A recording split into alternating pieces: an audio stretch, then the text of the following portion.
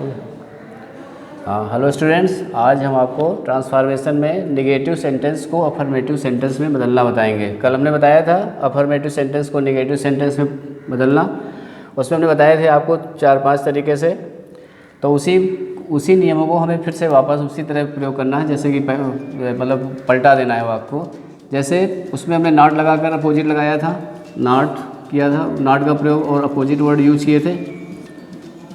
अब हमको फिर से नॉट को रिमूव कर देना है, यानी नॉट को हटा देना है, और अपोजिट वर्ड फिर से हम यूज करेंगे। यानी हम अपोजिट वर्ड तो यूज करेंगे, लेकिन अब हम नॉट का प्रयोग नहीं करेंगे। जैसे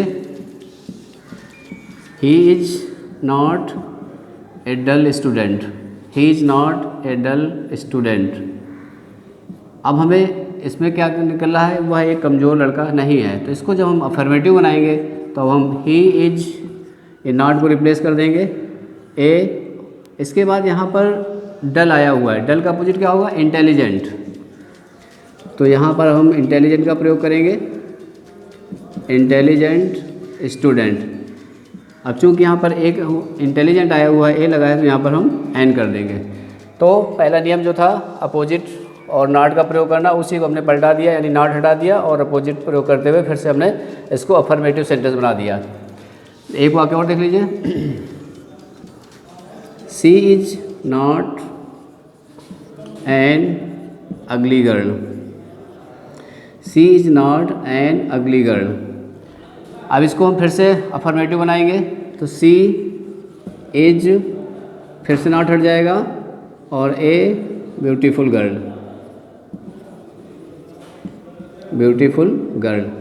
ये हमारा पहला नियम था जो कि हमने बताया था कल, उसी के अनुसार इसी को हमने पलटाया इसको। दूसरा नियम हमने बताया था डिग्री बदल करके, तो फिर से हम वही नियम बताएंगे, डिग्री को ही बदल करके फिर से हमें वाक्य को अफर्मेटिव बनाना है। जैसे he is not taller than I, he is not taller than I. तो अब ये हमारा वाक्य किसमें है, कंपैरेटिव डिग्री में। इसको पहचान लेना चाहिए, देन लगा हुआ है। तो जब हम इसको पलटाएंगे फिर से, जब इसको हम नेगेटिव बना हुआ है, इसको अफर्मेटिव बनाएंगे, तो आई एम, इसके बाद एज, टॉल, एज, और इसके बाद ही। ये हमारा बन गया अफर्मेटिव सेंटेंस। कैसे बना, हमने कंपैरेटिव डिग्री के वाक्य को पॉजिटिव डिग्री के वाक्य में चेंज कर दिया, हमारा वाक्य अफर्मेटिव बन गया। इसी तरह से you are not wiser than your brother, you are not wiser than your brother. अब जैसे ये वाक्य लिखा है, इसको हमें नेगेटिव बनाना है, तो फिर से हम इसकी डिग्री चेंज करेंगे। यहाँ पर एक कंपैरेटिव डिग्री का वाक्य है, तो योर ब्रदर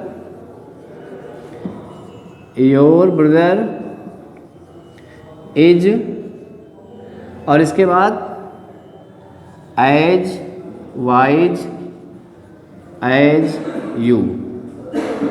डिग्री चेंज की हमने, कंपैरेटिव को पॉजिटिव में बनाया और हमारा वाक्य अफर्मेटिव बन गया। इसी तरह से एक वाक्य और, she is not so beautiful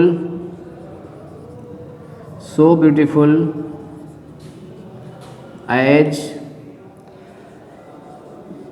her sister, she is not so beautiful as her sister.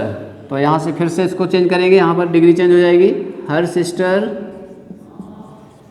Is. अब यहाँ पर ये पॉजिटिव डिग्री में वाक्य है, तो इसको हम कंपैरेटिव बना देंगे, मोर ब्यूटीफुल, इसके बाद देन लगा देंगे और सी। ये हमारा डिग्री बदल करके नेगेटिव से अफर्मेटिव बन गए वाक्य। अगला नियम हमने बताया था उसी में, एलोन या ओनली को नॉट बट में, यानी एलोन या ओनली बट में बदलना था। तो अब हम क्या करेंगे, नन बट को बदल करके वहाँ पर ओनली या एलोन का प्रयोग कर देंगे। जैसे ओनली अरे जैसे none but Ram got the prize. अब यहाँ पे लिखा है none but Ram got the prize, के न केवल कोई नहीं बल्कि राम ने इनाम पाया। अब हम इसको बनाएंगे only Ram got the prize, ये हमारा बन गया। तीसरा नियम हमने बताया था रिमूव टू। अब वहाँ पर हम क्या करेंगे, ऐड टू। अब हम वहाँ पर ऐड टू का प्रयोग करके अफर्मेटिव बनाएंगे। जैसे रिमूव टू में बताया था सो और दैट, कैन नॉट और कुड नॉट का प्रयोग करके, इसी तरह उस वाक्य को जब हम पलटाएंगे अफर्मेटिव बनाएंगे तो वहाँ पर हम ऐड टू करेंगे, यानी ऐड मतलब यू टू का प्रयोग करना। तो जैसे वाक्य लिखा हुआ है he is so weak that he can not walk. जैसे ये वाक्य लिखा हुआ है, ये वाक्य एक तो कॉम्प्लेक्स सेंटेंस भी है, उस तरह से समझ लो। कॉम्प्लेक्स जब हम अफर्मेटिव बनाएंगे तो कॉम्प्लेक्स अब सिंपल बन जाएगा, और दूसरा है यहाँ पर टू को हटाया गया है। अब जब इसको अफर्मेटिव बनाएंगे तो यूज ऑफ टू करेंगे। तो अब इसको हम जब बनाएंगे तो ही इज टू वीक, ये सो को हट के टू लगा दिया। अब इसका ये पूरा हट जाएगा हिस्सा, इसको हम फिर से टू लगा के इन्फिनिटिव बना देंगे, टू वॉक, और ये हमारा वाक अफर्मेटिव बन गया, he is too weak to walk. इसी तरह अगला नियम हमने बताया था एज सून एज को नो सूनर में बदलना। तो अब जहाँ पर नो सूनर आ जाएगा वहाँ पर हम एज सून एज का प्रयोग करेंगे, और जहाँ पर कामा लगा हुआ है वहाँ पर हटा के हम वाक्य को कामा जोड़ देंगे, दैन को हटा करके जहाँ पे दैन लगा हुआ वहाँ पर कामा लगा देंगे। जैसे no sooner did he see the tiger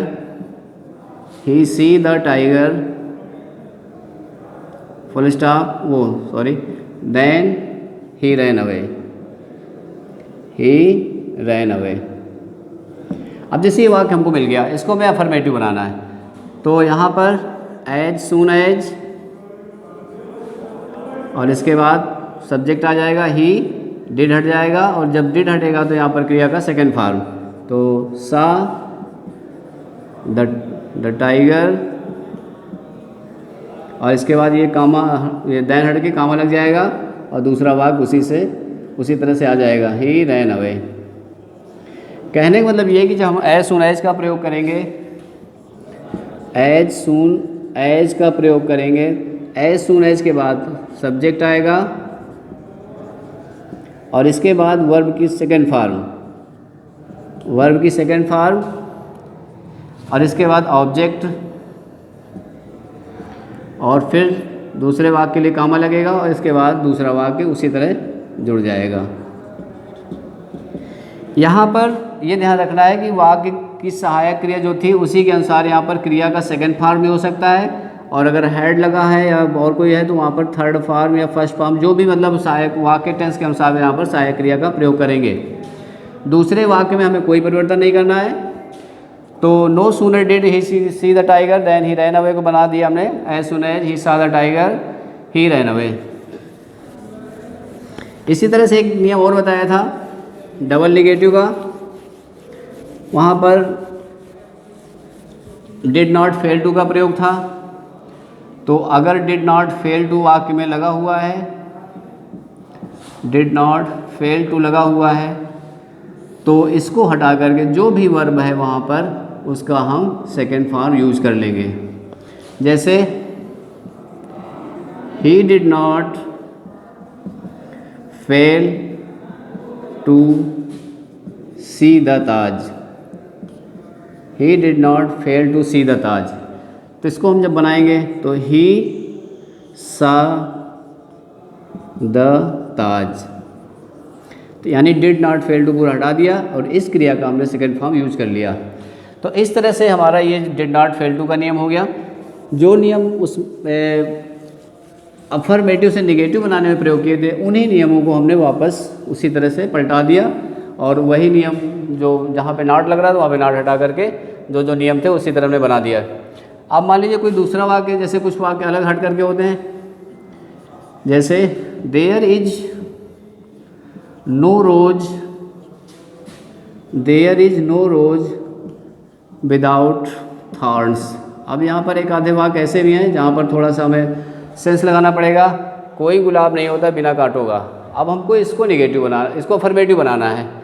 अब इसको हम वहाँ पर कोई नियम फॉलो नहीं कर रहे हैं। अब इसको हम वाक्य के अर्थ के अनुसार कह रहा है गुलाब में कोई, मतलब गुलाब में कोई गुलाब बिना कांटों का नहीं होता है, यानी तो हम इसको जब इसको सरल करेंगे, अफर्मेटिव बनाएंगे और इसको बिना नॉट के बोलेंगे तो क्या कहेंगे, प्रत्येक गुलाब में कांटे होते हैं। तो जब इसको हम अफर्मेटिव बनाएंगे तो एवरी रोज